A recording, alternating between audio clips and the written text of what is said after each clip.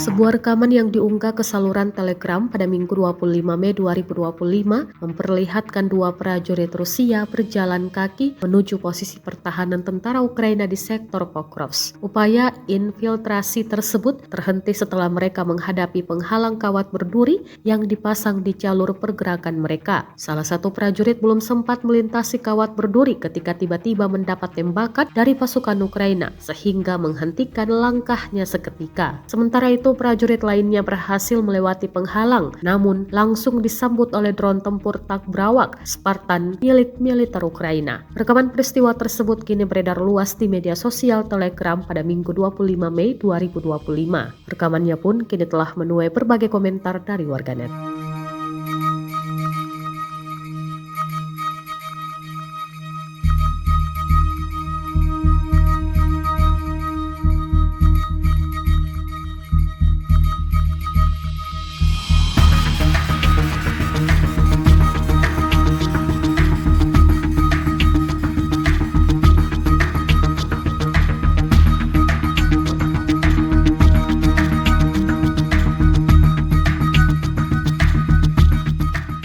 Download Tribun X sekarang, menghadirkan lokal menjadi Indonesia.